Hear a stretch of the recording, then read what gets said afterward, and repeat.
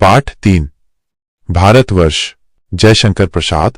जीवन परिचय। आधुनिक हिंदी साहित्य के उज्जवल नक्षत्र, बहुमुखी प्रतिभा संपन्न, सरस्वती के वरद पुत्र प्रसाद का जन्म काशी के एक सुप्रतिष्ठित वैश्य परिवार सुम्नी साहू के यहाँ सन 1889 ईशून्य में हुआ था। इनकी स्कूली शिक्षा 7वीं तक हुई थी। इन्होंने घर पर ही संस्कृत, अंग्रेजी, उर्दू तथा हिंदी का गहन अध्ययन किया। भारतीय ज्ञान, दर्शन और साहित्य के वे महान पंडित थे।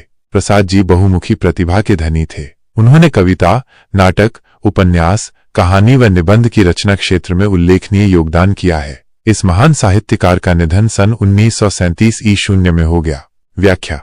यह अनुच्छेद जयशंकर प्रसाद के जीवन परिचय के बारे में बताता है। उन्हें आधुनिक हिंदी साहित्य का एक चमकता सितारा और अनेक प्रतिभाओं से भरा हुआ व्यक्ति बताया गया है। उन्हें सरस्वती मां का आशीर्वाद प्राप्त था। उनका जन्म 1889 ईस्वी में काशी के एक प्रसिद्ध वैश्य परिवार में हुआ था, जिसे सुगनी साहू के नाम से जाना जाता था। उनकी स्कूली शिक्षा केवल 7वीं कक्षा तक ही हुई थी, लेकिन उन्होंने घर पर ही संस्कृत, अंग्रेजी, उर्दू और हिंदी का गहराई से अध्ययन किया। वे भारतीय ज्ञान, दर्शन और साहित्य के महान विद्वान थे। प्रसाद जी में अनेक प्रकार की प्रतिभाएं थीं और उन्होंने कविता, नाटक, उपन्यास, कहानी और निबंध लेखन के क्षेत्र में महत्वपूर्ण योगदान दिया। इस महान लेखक का निधन 1937 ईस्वी में हुआ। प्रसाद जी ने हिंदी साहित्य को अनेक उत्कृष्ट नाटक, उपन्यास, कहानियां तथा काव्य कृतियां दी हैं, जिनमें करुणालय, राज्यश्री, अजातशत्रु, चंद्रगुप्त, स्कंदगुप्त, ध्रुव स्वामिनी, एक घूंट, कामना, नाटक, कंकाल, तितली, इरावती, अपूर्ण उपन्यास, छाया, प्रतिध्वनि, आंधी, इंद्रजाल, आकाशदीप, कहानी संग्रह, लहर, झरना, आंसू, कानन कुसुम, कामायनी, काव्य कृतियां विशेष उल्लेखनीय है। व्याख्या। इस अनुच्छेद में जयशंकर प्रसाद की कुछ प्रमुख रचनाओं का उल्लेख किया गया है। उनके प्रसिद्ध नाटकों में करुणालय, राज्यश्री, अजातशत्रु, चंद्रगुप्त, स्कंदगुप्त, ध्रुव स्वामिनी, एक घूंट और कामना शामिल है। उनके उल्लेखनीय उपन्यासों में कंकाल, तितली और अधूरा उपन्यास इरावती हैं। उनकी प्रसिद्ध कहानियों के संग्रह छाया, प्रतिध्वनि, आंधी, इंद्रजाल और आकाशदीप हैं। लहर, झरना, आंसू, कानन कुसुम और कामायनी उनकी महत्वपूर्ण काव्य रचनाएं हैं। प्रस्तुत कविता में स्वदेशानुराग के साथ ही भारतीय संस्कृति और भारतीयता के गौरव का स्वर मुखरित हुआ है। व्याख्या। यह पंक्ति बताती है कि जो कविता यहाँ प्रस्तुत की गई है, उसमें अपने देश के प्रति प्रेम, स्वदेशानुराग और भारतीय संस्कृति तथा भारतीय होने के गर्व की भावना को व्यक्त किया गया है। हिमालय के आंगन में उसे प्रथम किरणों का दे उपहार। उषा ने हंसकर अभिनंदन किया और पहनाया हीरक हार।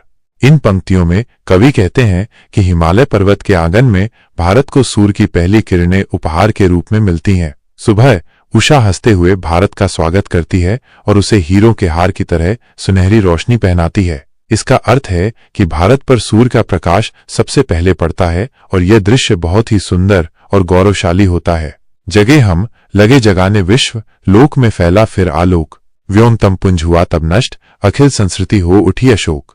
इन पंक्तियों में कवि कहते हैं कि भारत में ज्ञान और चेतना का उदय हुआ और फिर भारत ने पूरे विश्व को जगाने का काम किया, संसार में ज्ञान का प्रकाश फैलाया। जब आकाश रूपी अंधकार का समूह नष्ट हुआ, तब पूरी सृष्टि शोकरहित, खुशहाल हो उठी। इसका तात्पर्य है कि भारत ने ज्ञान और संस्कृति के माध्यम से दुनिया को नई राह दिखाई और खुशहाली लाई। यह कविता भारत की प्राकृतिक सुंदरता और आध्यात्मिक महत्व को दर्शाती है। कवि भारत को एक ऐसी भूमि के रूप में देखते हैं जहां ज्ञान का प्रकाश सबसे पहले फैला और जिसने विश्व को नई दिशा दी। हिंदी में करूंगा। विमल वाणी ने वीणा ली, कमल कोमल कर में सप्रीत। इस पंक्ति का अर्थ है कि शुद्ध और निर्मल ज्ञान की देवी सरस्वती ने अपने हाथों में वीणा धारण की है। उनके कमल के समान कोमल हाथों में यह वीणा प्रेम पूर्वक सुशोभित है। यह पंक्ति भारत में ज्ञान और संगीत की प्राचीन परंपरा को दर्शाती है। सप्त स्वर सप्त सिंधु में उठे, छिड़ा तब मधुर साम संगीत। इसका तात्पर्य है कि 7 स्वरों का मधुर संगीत सप्त सिंधु प्राचीन भारत की 7 नदियों का क्षेत्र में गूंज उठा। साम संगीत भारतीय शास्त्रीय संगीत के प्राचीनतम रूपों में से एक है और ये पंक्ति भारत की समृद्ध संगीत परंपरा की ओर संकेत करती है। बचाकर बीज रूप से सृष्टि, नाव पर झेल प्रलय का शीत। यह पंक्ति मनु की कथा की ओर इशारा करती है, जिन्हें जल प्रलय से सृष्टि के बीज रूप में बचाया गया था। उन्होंने एक नाव पर बैठकर प्रलय की ठंडक को झेला और सृष्टि को आगे बढ़ाया। यह पंक्ति भारत की प्राचीन कथाओं और जीवन के निरंतर चक्र को दर्शाती है। अरुण केतन लेकर निजहात, वरुण पथ में हम बढ़े अभीत। इसका अर्थ है कि हमने अपने हाथों में सूर्य के समान तेजस्वी ध्वजा अरुण केतन लेकर समुद्र के मार्ग वरुण पथ पर बिना किसी डर के आगे बढ़े। यह पंक्ति भारतीय संस्कृति के साहस और विस्तार की भावना को व्यक्त करती है। सुना है दधीची का वह त्याग, हमारा जातीय विकास। यह पंक्ति ऋषि दधीची के महान त्याग की बात करती है, जिन्होंने देवताओं की रक्षा के लिए अपनी हड्डियां दान कर दी थीं। यह त्याग भारतीय संस्कृति में परोपकार और बलिदान के महत्व को दर्शाता है, जिसे हमारी राष्ट्रीय उन्नति का आधार माना जाता है। पुरंदर ने पवी से है लिखा, अस्थि युग का मेरे इतिहास।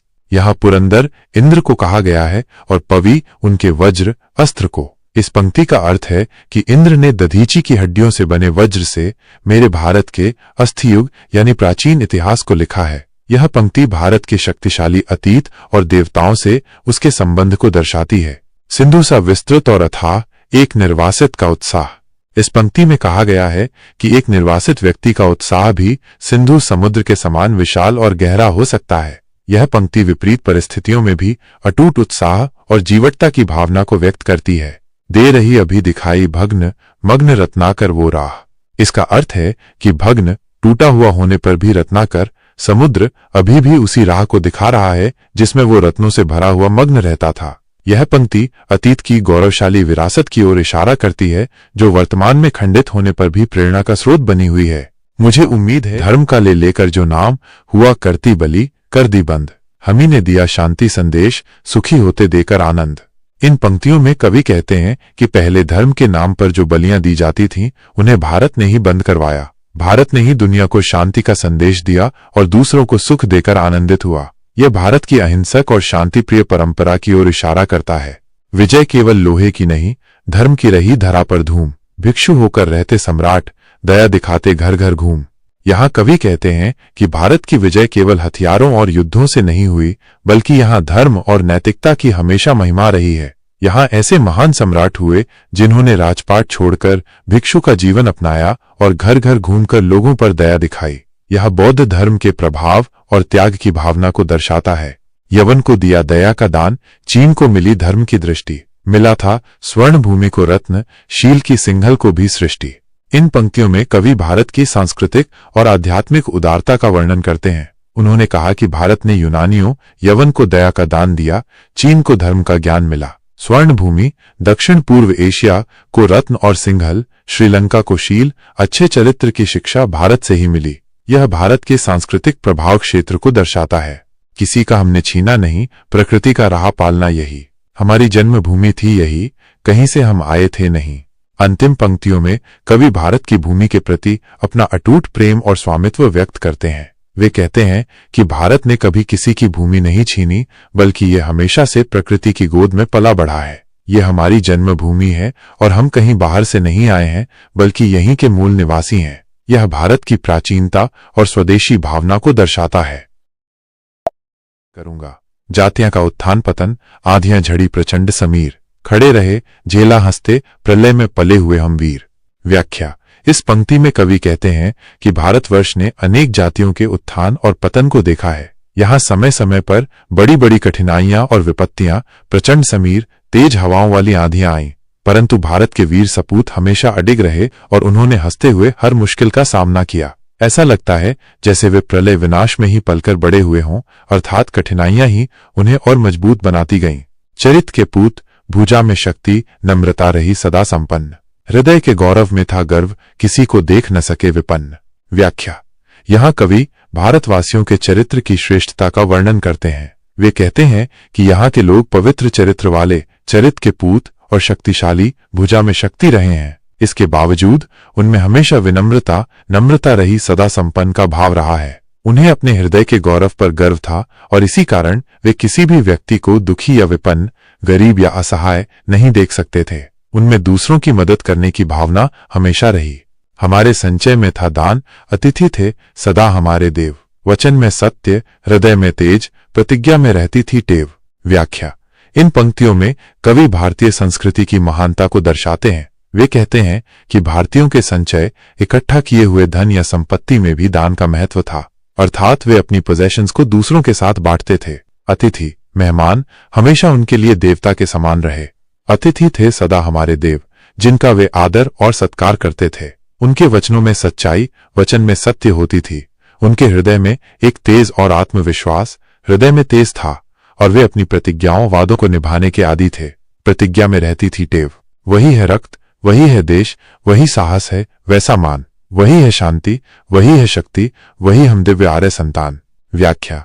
इन पंक्तियों में कवि वर्तमान पीढ़ी को संबोधित करते हुए कहते हैं कि आज भी हम में वही रक्त, पूर्वजों का वही देश भारत, वही साहस और वैसा ही सम्मान मान है। आज भी हम में शांति प्रियता, वही है शांति और शक्ति, वही है शक्ति मौजूद है। हम उसी महान आर्य परंपरा के दिव्य संतान, वही हम दिव्य आर्य संतान हैं।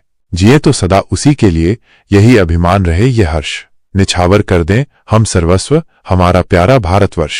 व्याख्या। अंतिम पंक्तियों में कवि अपनी देशभक्ति की भावना को व्यक्त करते हुए कहते हैं कि हम जिए तो हमेशा अपने देश भारतवर्ष के लिए, जिए तो सदा उसी के लिए, और हमें इस बात का हमेशा अभिमान, गर्व और हर्ष खुशी रहे। हम अपने प्यारे भारतवर्ष के लिए अपना सब कुछ सर्वस्व निछावर कर सकते हैं। मुझे उम्मीद है